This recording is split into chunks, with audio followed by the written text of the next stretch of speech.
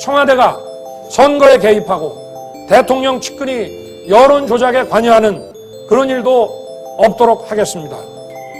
윤석열 정부에선 조국도 드루킹도 김경수도 추미애도 없을 것임을 국민께 약속드립니다. 저는 26년 전 결혼할 때 호적을 분리한 이유로 아버님의 경제활동에 대해 전혀 알지 못하지만 공무원 장남을 항상 걱정하고 조심해온 아버님의 평소 삶을 볼 때 위법한 일을 하지 않으셨을 것이라 믿습니다.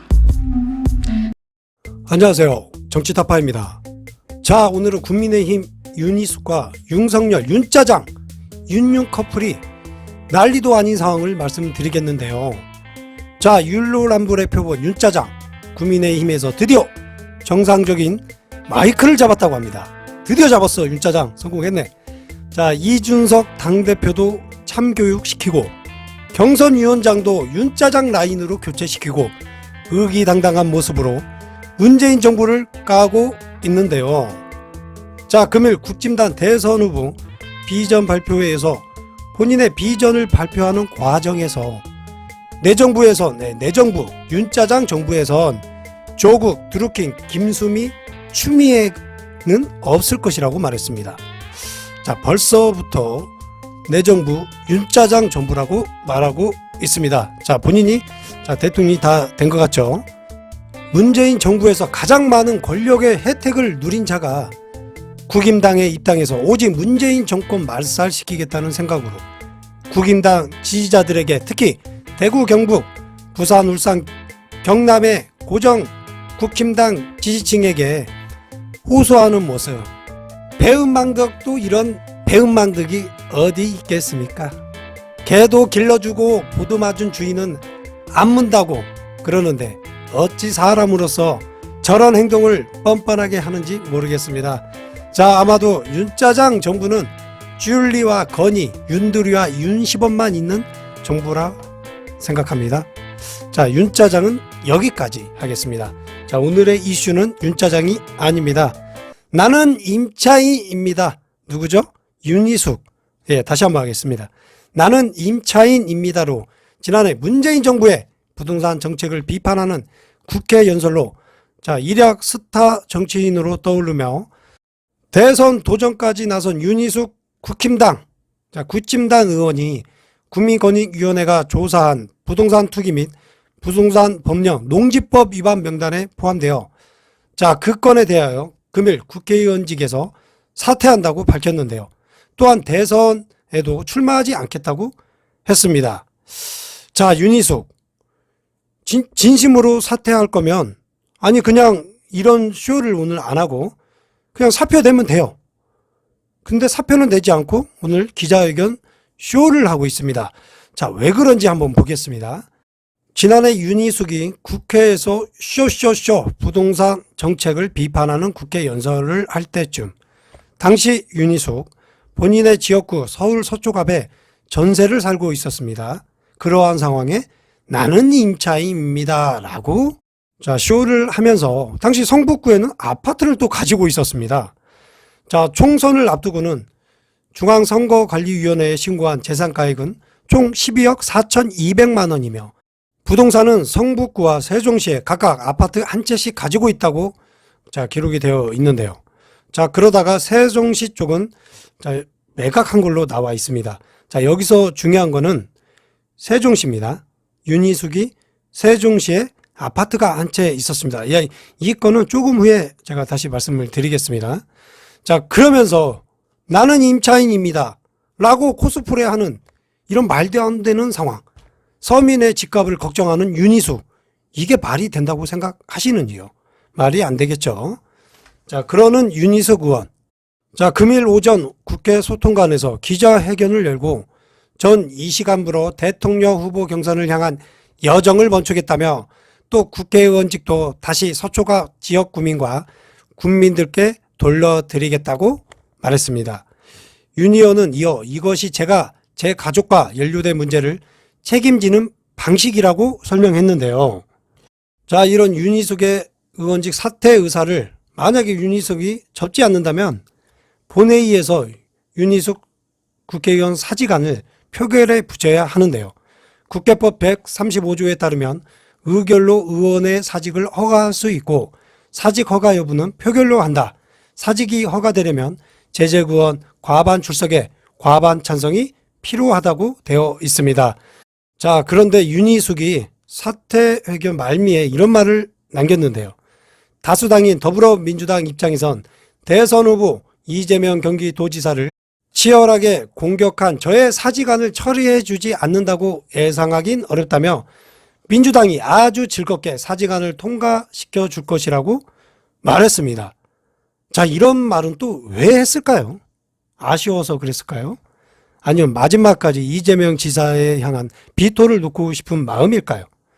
자, 아무리 봐도 이게 국민께 사과하는 자세인지 아니면 정치적인 쇼를 보이는 모습인지 율로람불, 자, 윤석열의 율로람불이 자, 윤희숙의 율로남불로 간 것 같습니다. 자, 그럼 윤희숙이 정말 부동산 투기 의혹으로 사퇴한다고 말하는 건지 한번 알아보겠습니다. 국임당 국회가 이렇게 쉽게 자리를 버린 적이 있을까요? 이런 적이 없었습니다. 과연 그럼 왜 그런지 한번 윤희숙의 스토리를 한번 보겠습니다. 농지법 위반에 대한 윤희숙의 스토리. 자, 한번 보겠습니다.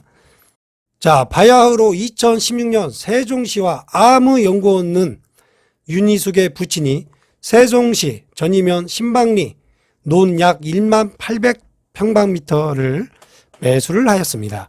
자, 대략적으로 평으로 따지면 3,300평 정도로 대농지입니다.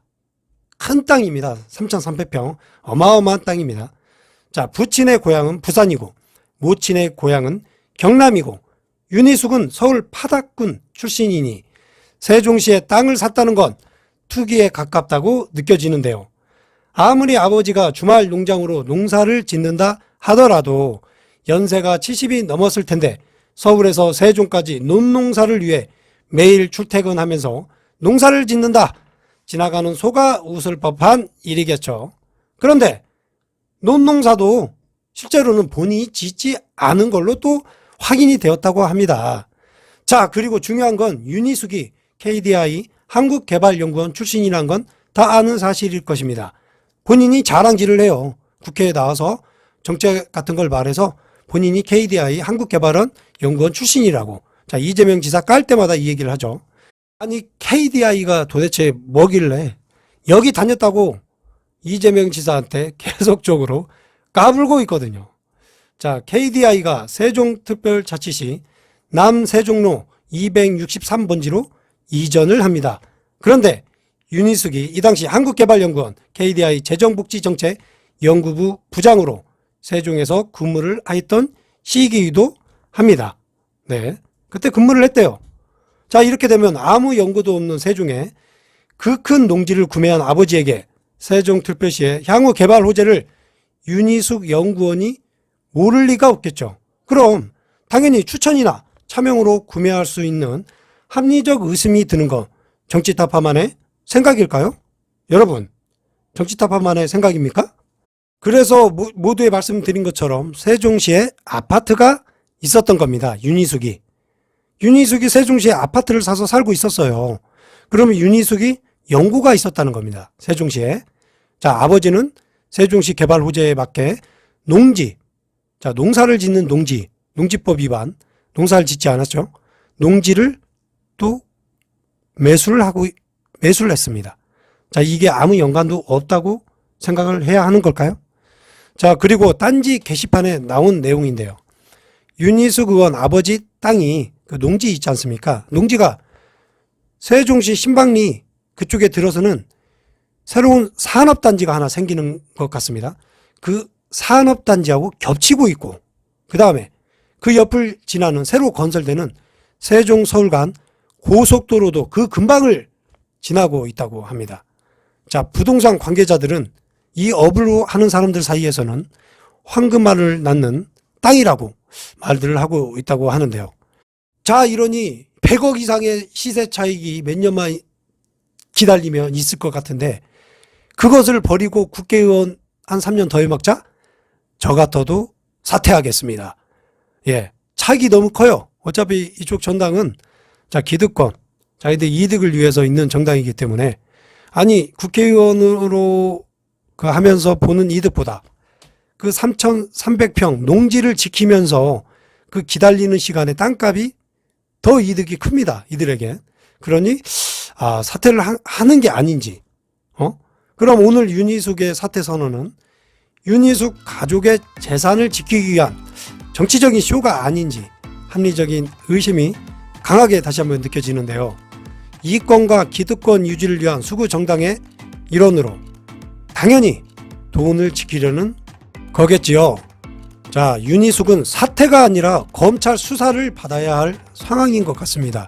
농지법 위반, 투기 의혹. 자, 일련의 행위들이 너무 그 투기꾼 같아요. 제 느낌에는.